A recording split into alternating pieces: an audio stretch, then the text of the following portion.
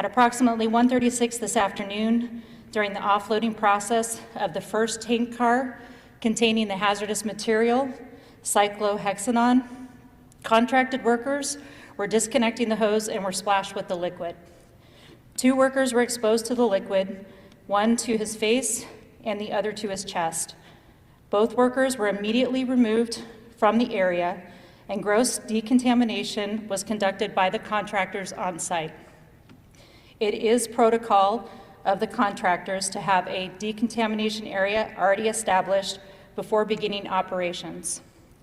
The 2 workers were moved to a tent for medical treatment as the hazardous material assignment was called for. A total of a first alarm hazardous material assignment has been called for with a medical component. A hot zone was established immediately, which in our terms means that we clear the area and we isolate any type of entry into that immediate area for safety precautions.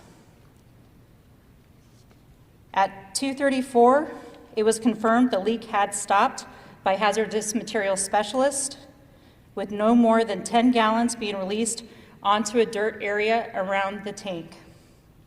Metering was conducted by hazardous material crews, and levels were confirmed to be well below the 8-hour permissible exposure limits.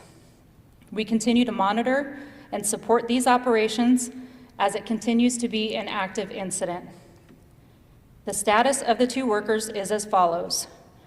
The worker who had the liquid splashed onto his face is a 50-year-old male who was transported to local burn unit with serious but non-life-threatening injuries. The second worker on scene that had the item splashed onto his chest received treatment on scene and refused further transportation to the hospital for further evaluation. The tank car that was being offloaded was one of the cars that had been involved in the derailment and the collapse. Due to this new incident, light rail operations have been stopped around the area affected for the next hour to hour and a half. That is the current information that I have going on with our hazardous material response. I will be more than happy to answer any questions that you might have about this incident or any other updates you might have questions about. Can you show us on the picture back here where it happened? Can you walk up there? So actually, this is now an antiquated picture.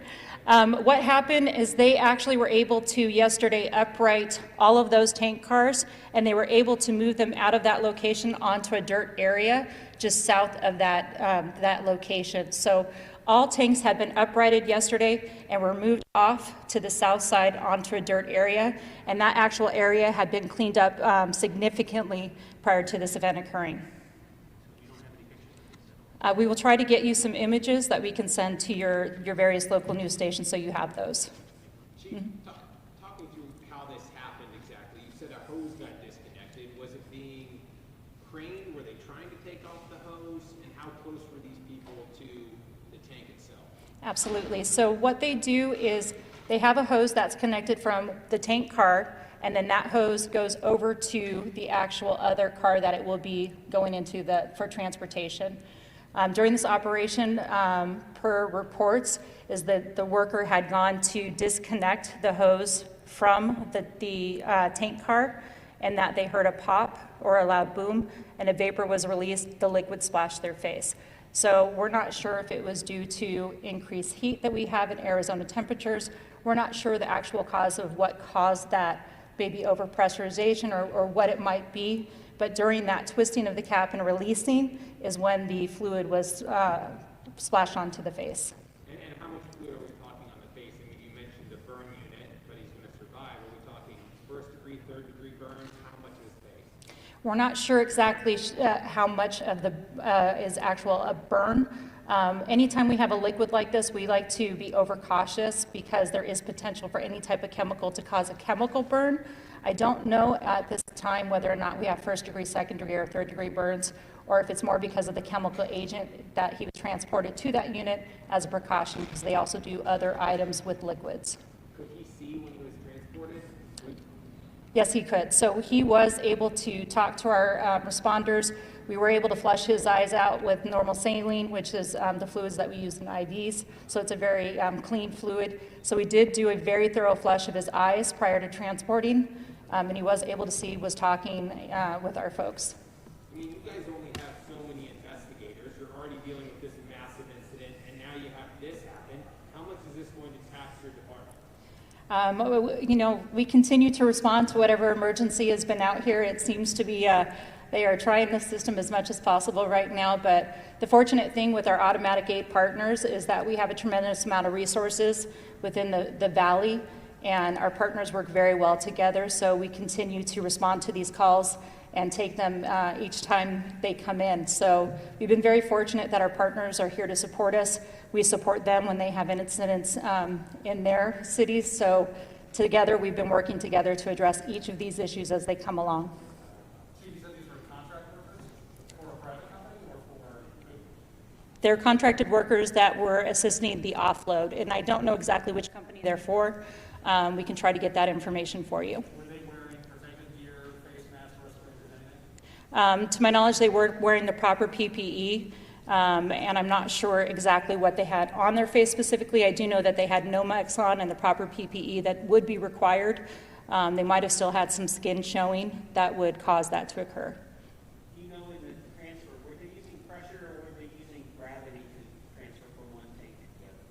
I will have to get that information for you. I know I have it in one of my other sets of notes how they were doing the process, but it was a closed process that they were doing. So there was some error that was associated with it, but I would have to get additional information for you. So what's the status of the chemical still now? I mean, is it all cleaned up? What do you still have to do? Is there a risk of this happening again? So currently the chemical spill has been contained. The leak has stopped. Like I said, less than 10 gallons have been dispersed onto that soil below. And right now they are transferring the product from the overflow vehicle back into the tank car, and then they will reevaluate the situation and start again with the process in the future. So this was the first of the 3 tank cars. There's a total of 3 tank cars that need to be offloaded still in the future. And I know at least 500 gallons on Wednesday. What's happening with that? So that continues to be evaluated by the environmental services. So at that time, Arizona Department of Environmental Quality has taken over jurisdiction, and then the City of Tempe folks, as well as EPA and other partners, are working with them to do various sampling and have a sampling plan in place for the long term. So that will continue to occur over the next at least week or two to have a sampling plan and take samples of not only that specific area, but also the area down in the dry river bed.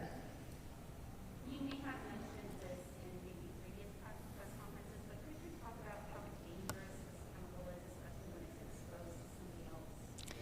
The biggest danger with this chemical actually is the vapor and the ignition temperature. It does have the ability to be an irritant on the skin. So most of the problem with the liquid when it comes in contact with a person is it's an irritant. And so for us, the biggest hazard really is the vapor and the ignition temperature at 111 degrees. So that's our concern in making sure that we don't have any type of ignition source. We try to keep the area as cool as possible and that we contain it as quickly as possible. And with that being said, I don't know, like, I can't but imagine that high temps outside don't necessarily help you guys in these kinds of situations. Yeah, the temperatures right now are not in our favor when it comes to this chemical, so we're very cautious about that.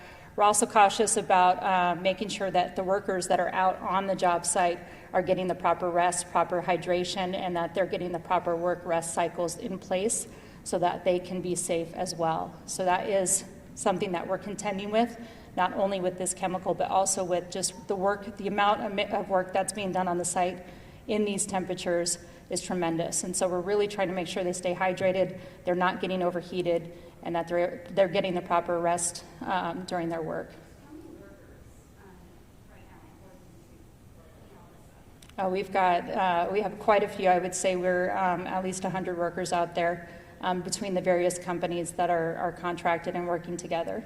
Any idea about how many? I don't have a set number.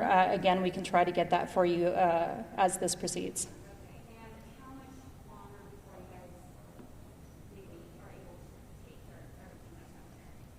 Well, with this type of incident, this slows down the progress, obviously, so we will have to reevaluate and really see what that time frame will be, because things were progressing quite quickly, and now we have to slow down the operations and really make sure that things are done safely and that we don't have another incident like this occur in the future. So this will slow down the operation. Before, we were 1 to 2 weeks, maybe 3, to try to get things cleaned up and out of the way. And this will slow things down as we start to move forward. We want to make sure it's done safely. And then who's going to take care of these adjustments to ensure maybe we'll be able to fix her? Is it the private company, or does it also involve the fire departments that are out there? I think what you're going to see when you look at who's responsible for making adjustments or making sure things are done safely is the entire incident management team will come together and make sure that as we proceed, that we have all the safeguards in place to make sure that this doesn't occur again. Have you guys gotten any indication from Union Pacific whether A, they'll pay for this, or B, they plan to rebuild the bridge? I know with conversations with Union Pacific, and that was stated in a press conference, I believe, yesterday, that they did have every intention of rebuilding the bridge. So I can affirm that based on what was stated yesterday in the press conference. As for cost recovery, that's something that is still in discussions with multiple partners. Any idea how long that guy who's in the hospital right now will be there? That's going to be based on what they find when they are actually, the doctors are able to evaluate them and just make sure. It could be simply as a precaution that we take the safest measures to take him to a burn center and that they evaluate him and release him later. I just don't have that information. Unfortunately, I wasn't able there to see the injuries and treat him myself, but we're hopeful that he has a very quick recovery and is able to get released soon. Are these gentlemen local or from out of state? I believe most of the contractors that we have are from out of state, but I'm not positive on that one, unfortunately. We do have a lot of folks that are from in-state, out of state, so who it is, I couldn't tell you. So just to be clear, you think it's going to be more than 3 weeks now? I don't know, I don't have a definite time frame, so don't hold me to it. But I would say this will slow down our operations just because it's one more event that we've unfortunately had to deal with. And again, we're trying to do everything as safely as possible and get things in place and cleaned up as soon as possible. But as we get events like this, it just really slows down our progress, and it makes us want to make sure that moving forward, this doesn't occur again. All of our members, yes, are doing well. We have no injuries of our firefighters. Were the two workers exposed at the same time? Did it happen right after each other? Both were disconnected? How did it? They were exposed at the same time, so one was standing behind the other when this occurred. I want to ask you one more question about the 500 gallons. You said it's being monitored right now, but will that be pumped out? Will you let it seep into the ground? Will it be, evaporate? What's the plan with that? So based on the time frame, the assumption, and I am going to say assumption because I'm not an expert when it comes to this chemical and what properties it does with our soil, but based on the time frame and where it was, it would have gone down into the drain or it would have seeped down into the soil already. So we continue to have water on that area, just we're trying to keep the dust production down as well. And so I don't have a definitive answer. That's why we continue to sample, because we just don't know the long-term effects of the environment and this fluid or this liquid in our environment.